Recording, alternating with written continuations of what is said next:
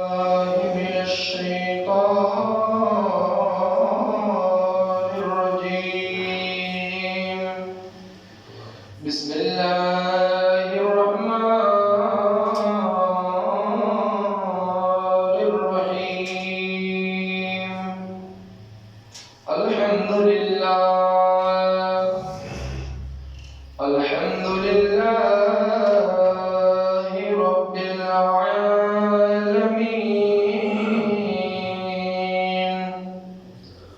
والعاقبة للمتقين، والصلاة والسلام على سيدنا وسندنا وحبيبنا وطبيبنا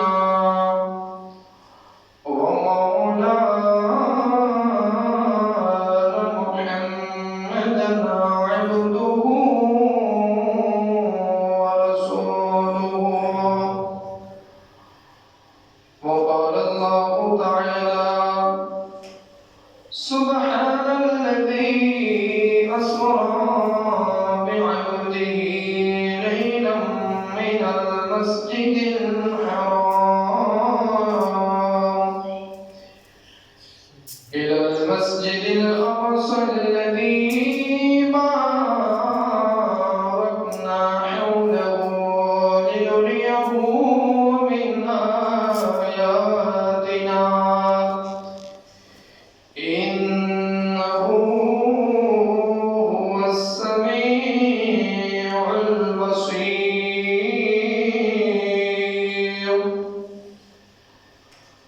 صدق الله المولانا العظيم.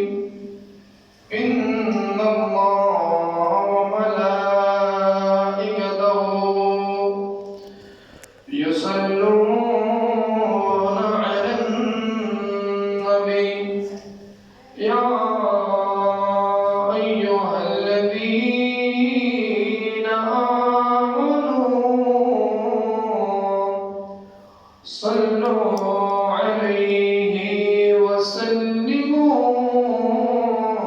تسليما. صلى الله على سيدنا محمد وعليه وصحبه وسلم. صلى الله على سيدنا محمد وعليه وصحبه وسلم. صلى الله على سيدنا محمد وعليه وصحبه وسلم. اللهم صل على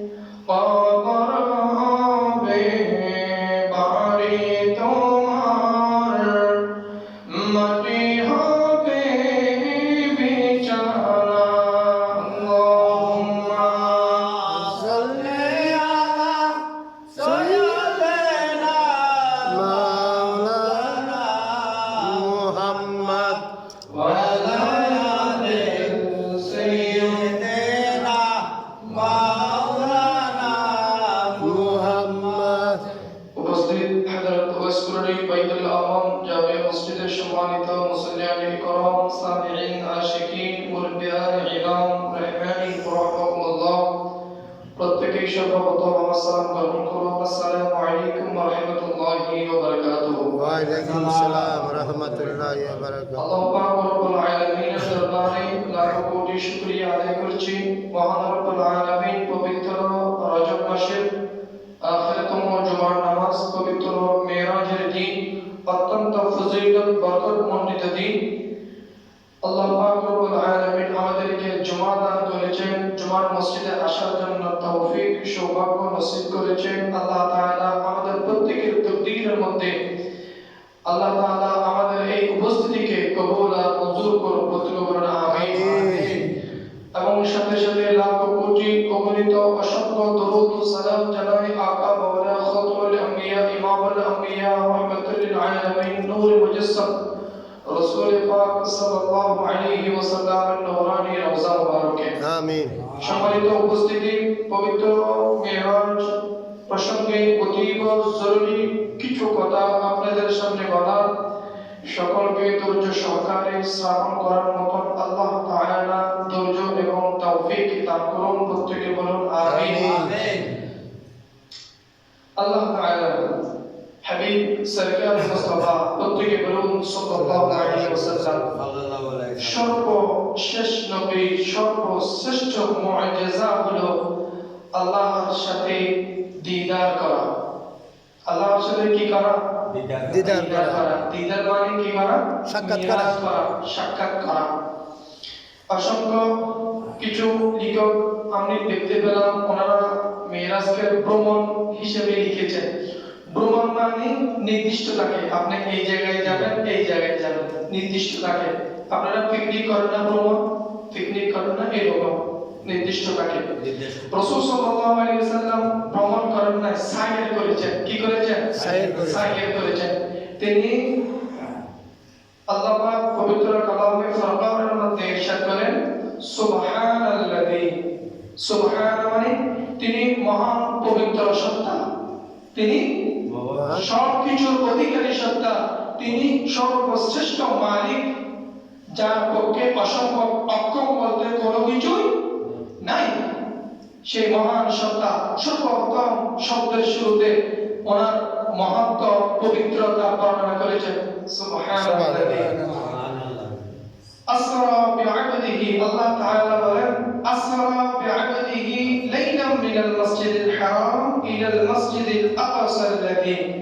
মহান রব্বুল আলামিন যিনি স্বীয় বিশেষ বান্দাকে রাতের কিছু অংশে পবিত্র মসজিদুল হারাম থেকে মসজিদুল আকসা পর্যন্ত সাইর করিয়েছেন।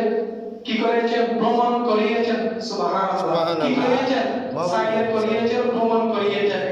বারাকনা হাওলাহু, মসজিদে হারাম থেকে মসজিদুল আকসা পর্যন্ত যতটুকু পথ রাসূলুল্লাহ সাল্লাল্লাহু আলাইহি ওয়াসাল্লাম অতিক্রম করেছেন, পার করেছেন, সমস্ত জায়গার মধ্যে অসংখ্য অগণিত চতুর্পাশে আল্লাহ তাআলা বরকতময় করেছেন, বরকত নাযিল করেছেন। সুবহানাল্লাহ। লিনুরিয়াহু মিন আয়াতিনা। আল্লাহ তাআলা বিশেষ বান্দাকে মসজিদুল হারাম থেকে মসজিদুল আকসা পর্যন্ত ভ্রমণকে বরকতময় দান করেছেন। ইন্নাহু হুয়াস সামিউল বাসীর, তিনি শ্রবণকারী এবং তিনি সবকিছুর ক্ষমতার অধিকারী, তিনি সবকিছুই জানেন। ইন্নাহু হুয়াস সামিউল বাসীর, তিনি সবকিছুই দেখেন, সবকিছুই শুনেন, সবকিছু জানেন। এখানে কোরআন হাকীমের এই আয়াত দ্বারা মসজিদুল হারাম থেকে মসজিদুল আকসা ভ্রমণকে বলা হয় আসরা। মসজিদুল হারাম থেকে, আমি আবার জিজ্ঞাসা করব আপনাদের কাছ থেকে, মসজিদুল হারাম থেকে মসজিদুল আকসা পর্যন্ত ভ্রমণকে বলা হয় আসরা। এরপরে মসজিদুল আকসা থেকে সপ্তম আসমান পর্যন্ত ভ্রমণকে বলা হয়। আচ্ছা, যারা মসজিদুল হারাম থেকে মসজিদুল আকসা পর্যন্ত এই আসরা ভ্রমণকে অস্বীকার করে, কি করে? অস্বীকার করে, মানে না, বিশ্বাস করে না, তাহলে তারা কাফের। তারা কি? কাফের। এরপরে বলা হচ্ছে মসজিদুল আকসা থেকে সপ্তম আসমান পর্যন্ত ভ্রমণকে আল্লাহ তাআলা হাবিবের অসংখ্য সাহাবায়ে কেরামগণ মশহুর হাদিস দ্বারা সাব্যস্ত করেছে। এটা যারা অস্বীকার করবে তারা বেদাতি, তারা ফাসিক। এরপর বলা হচ্ছে লামকাম পর্যন্ত ভ্রমণ এবং মিরাজের বিভিন্ন আশ্চর্যপূর্ণ সমূহ খবর ওয়াহিদ দ্বারা প্রমাণিত, এগুলো যারা বিশ্বাস করবে না তারা হতভাগ্য হিসেবে বিবেচিত হবে। আল্লাহ তাআলা মসজিদুল হারাম থেকে মসজিদুল আকসা পর্যন্ত ভ্রমণকে বলা হয় আসরা। মসজিদুল আকসা থেকে বাইতুল মুকদ্দাস পর্যন্ত আসমান পর্যন্ত ভ্রমণকে বলা হয় মিরাজ। মসজিদুল আকসা থেকে সপ্তম আসমান ভ্রমণকে বলা হয় কি মিরাজ। আর আসমান থেকে কাবায়ে কাউসার পর্যন্ত ভ্রমণকে বলা হয় ইরাজ। আসমান থেকে কাবায়ে কাউসাইন পর্যন্ত ভ্রমণকে বলা হয় ইরাজ। একটা বলা হয় আসরা, আরেকটা বলা হয় মিরাজ, আরেকটা বলা হয় ইরাজ। এই তিনটা বিষয়। আচ্ছা, আল্লাহ তাআলা সপ্তম আসমানের কথা কোরআন আয়াতের মধ্যে বলেন নাই? বলেছেন? সপ্তম আসমানের কথা আসছে কোরআন আয়াতে? আসে নাই। সপ্তম আসমানের কথা হাদিস দ্বারা প্রমাণিত, মশহুর সহিহ হাদিস দ্বারা প্রমাণিত। আচ্ছা, আল্লাহ রাসূল চাইলে তো সপ্তম আসমানের কথা কোরআনের মধ্যে উল্লেখ করতে পারতেন না? আচ্ছা, আপনার দৃষ্টি আমার দৃষ্টি, আপনার চোখ আমার চোখ, আপনার কোয়ালিটি আমার কোয়ালিটি, দুইটাই কি এক?